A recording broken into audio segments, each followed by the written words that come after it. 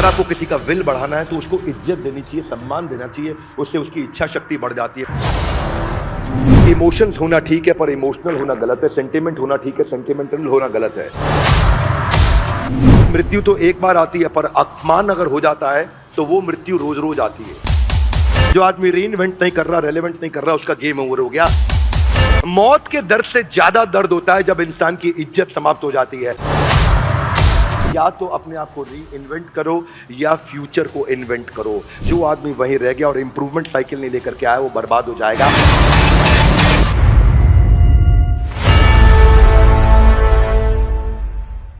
ग्रंथराज श्रीमद् भगवद गीता की जय।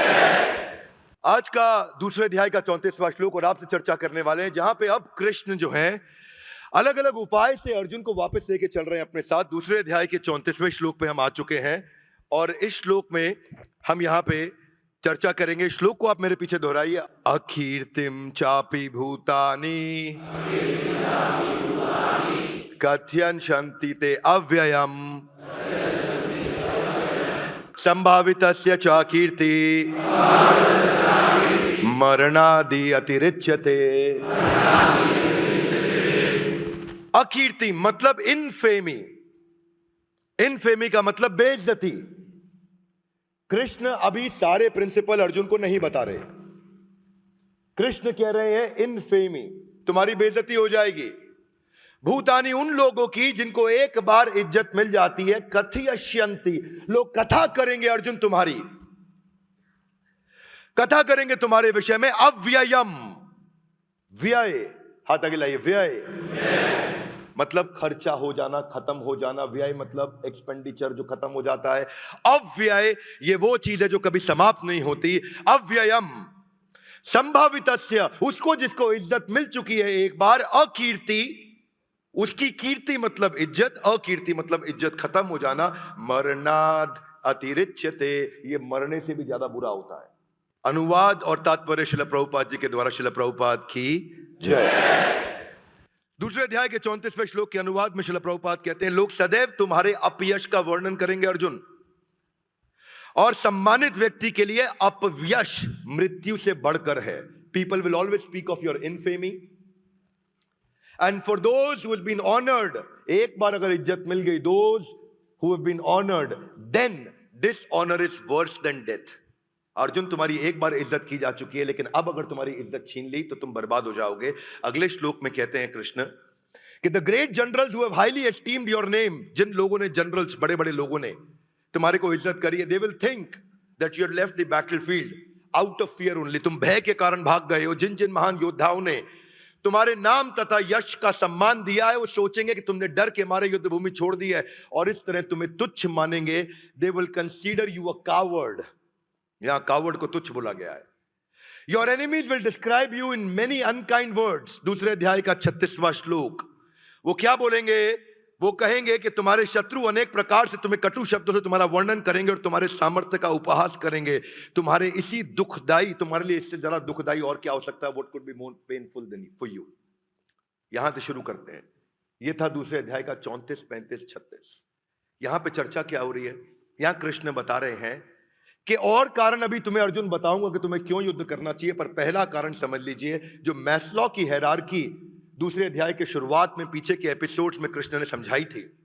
जो लोग सारे सीरीज देख रहे हैं, सारे वीडियोस देख रहे हैं, सारे एपिसोड देख रहे हैं, कृष्ण ने मैस्लो की हायरार्की में फिजियोलॉजिकल से बात नहीं किया।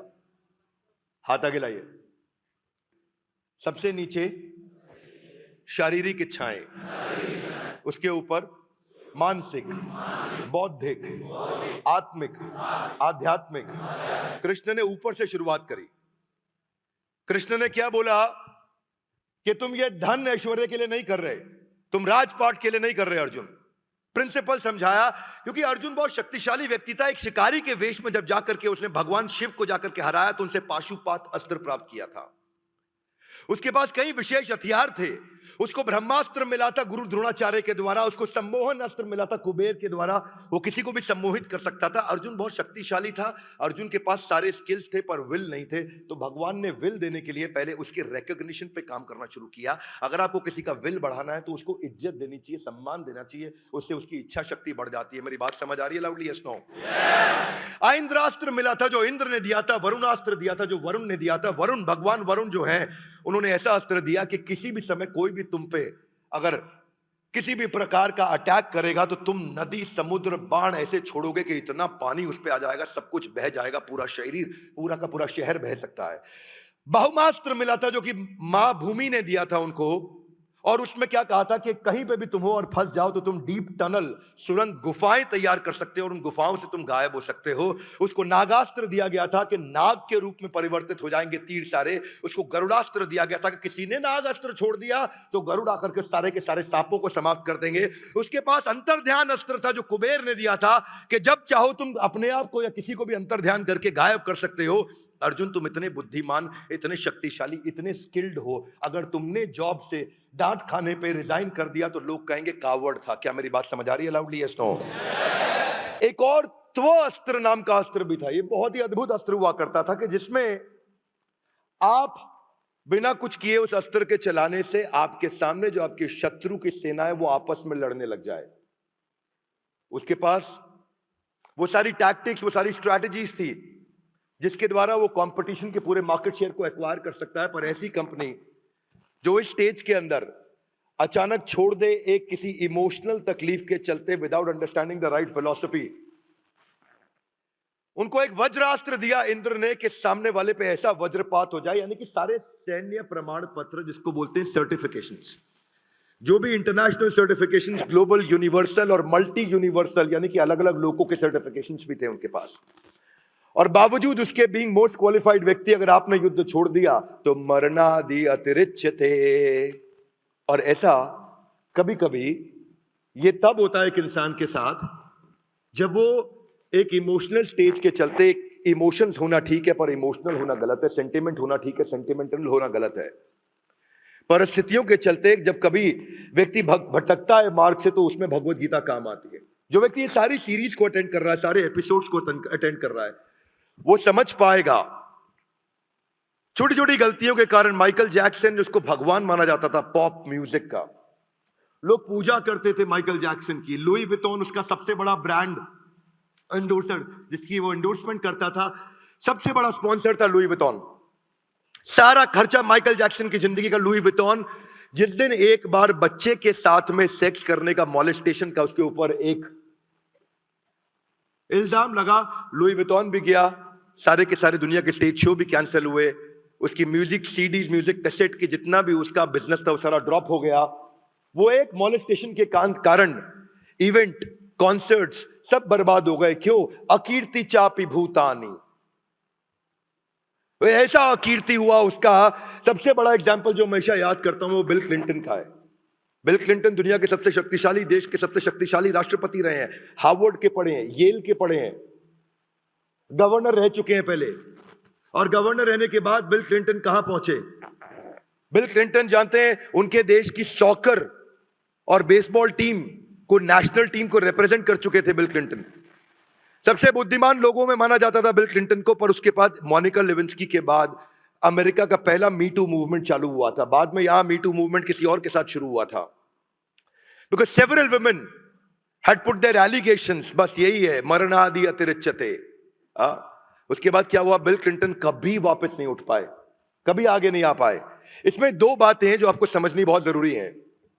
अकीर्ति चापी भूतानी में दो बातें हैं जो आपको समझनी जरूरी है कि एक तो पहले इस कॉन्सेप्ट को समझते हैं, हर्षद मेहता जिसके ऊपर सीबीआई नहीं, अकेले 15,000 स्क्वायर फीट के मकान में रहने वाले, घर का अपना पर्सनल गोल्फ कोर्स होने वाला व्यक्ति, वो जो उस समय देश की सबसे महंगी गाड़ी विदेश से मंगाई लेक्सस की, वो आदमी जिसको दुनिया अमिताभ बच्चन मानती थी स्टॉक मार्केट का, वो आदमी जिसके एक इशारे पे लोग अपनी सारी संपत्ति लगा देते थे, वो आदमी जिसके एक इशारे पे लोग अपनी प्रॉपर्टी बेचकर स्टॉक मार्केट में इन्वेस्ट कर देते थे, बिगेस्ट स्कैम एवर गया। 672 क्रिमिनल केसेस हुए, रिश्तेदारों ने छोड़ दिया, मित्रों ने छोड़ दिया, अपने भाइयों ने, अपने दोस्तों ने, अपने रिश्तेदारों ने उसके ऊपर केसेस किए। सीबीआई के 672 क्रिमिनल केसेस के बाद में जेल के अंदर हार्ट अटैक के कारण मारे चले गए, बर्बाद हो गए। मानना यह है कि एक बार जब आप अच्छा करते हैं और आगे बढ़ते हैं तो आप बहुत तेजी से भी नीचे आ सकते हैं, और उसके बारे में कृष्ण ने बताया कि इसका ध्यान रखना बहुत जरूरी है एक व्यक्ति को। आलोकनाथ, जिसको सबसे संस्कारी व्यक्ति पूरी बॉलीवुड इंडस्ट्री का माना जाता था, सबसे ज्यादा संस्कारी व्यक्ति, आलोकनाथ का चेहरा देख करके आपको कैसी भावना आती? हमेशा ऐसी भावना आती कितने अच्छे इंसान हैं।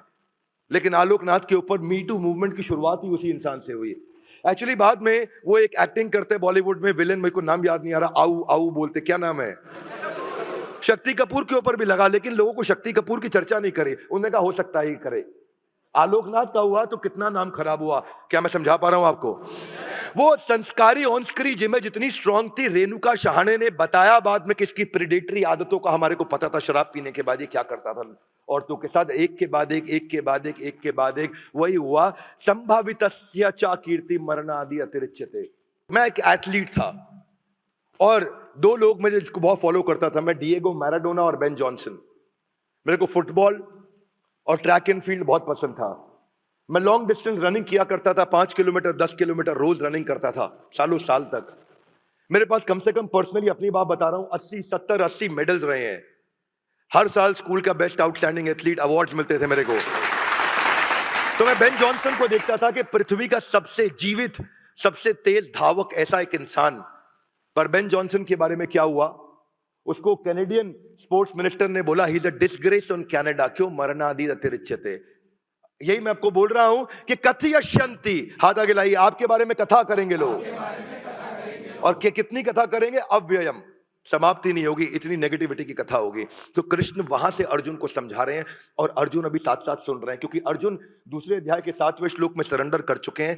प्रश्न पूछेंगे, एनक्वायरी और इंक्वायरी में यही अंतर होता है, एक में चैलेंज किया जाता है और एक में सबमिसिव तरीके से पूछा जाता है। एक है इंक्वायरी और एक है एनक्वायरी, दोनों में बड़ा फर्क है। एक आई से शुरू होता है, एक ई से शुरू होता है। डिएगो मैराडोना बस केवल अलर्टनेस और एनर्जी के लिए उसने एक ऐसा ड्रग लिया था जो 5 प्रकार से आता है, और उस ड्रग के कारण उसको फुटबॉल का इतना बड़ा बैन लगा। बॉल कंट्रोल और ड्रिबलिंग स्किल का भगवान माना जाता था डिएगो मैराडोना को। अर्जेंटीना से खेलता था, ऐसे बॉल ड्रिबल करता था डिएगो मैराडोना। इसको मैं उनका हर मैच में फुटबॉल का देखा करता था। मैं अपनी बात बता रहा हूं, जब मैं 4वीं 5वीं क्लास में हुआ करता था, मैं अर्ली 90s की बात कर रहा हूं, जिस समय इंटरनेशनल क्रिकेट दिखना शुरू हुआ था पहली बार, दूरदर्शन से बाहर निकले, नया नया केबल आना शुरू हुआ था, अर्ली 90s की बात कर रहा हूं मैं। तो वो क्या भारत के कई उदाहरण है। भारत के अंदर क्रिकेट में अपने पाप धोने के लिए मूवी बनाने से पाप धुल नहीं जाते। जो मोहम्मद अजहरुद्दीन के साथ हुआ, 20 साल का बैन लगा, क्यों जानते हैं? मैच फिक्सिंग, 20 साल का बैन लगा। जितने एंडोर्समेंट्स थे अजहरुद्दीन के पास सारे छीन लिए गए, हमेशा हमेशा के लिए खत्म हो गए, बदनामी हुई वो अलग। तो ये अकीर्ति चापी भूतानी, कृष्ण इसकी बात कर रहे हैं। चाणक्य पंडित कहते हैं मृत्यु तो एक बार आती है, पर अपमान अगर हो जाता है तो वो मृत्यु रोज रोज आती है, वो मृत्यु रोज रोज आती है। और ये इतना खतरनाक है ना, इतना खतरनाक है कि इसमें आदमी खुद को भी मार लेता है और अपमान करने वाले का भी हत्या कर देता है। जिसके कारण मेरा बदनामी होगी, ये उसकी भी हत्या कर सकता है इंसान। इतना खतरनाक होता है। ये सब क्या है? खाप पंचायत के जो ऊपर जो केसेस जितने भी बने ऑनर किलिंग के, ये क्या थे? ये बदनामी के डर से। अकीर्ति चापी भूतानी, के आदमी अपनी बेटी को मार दिया, अपनी बेटे की हत्या कर दी, अकीर्ति चापी भूतानी, अपने पुत्र की हत्या कर दी। ये अकीर्ति चापी भूतानी ऑफिस में भी होता है, कॉर्पोरेट वर्ल्ड में भी होता है।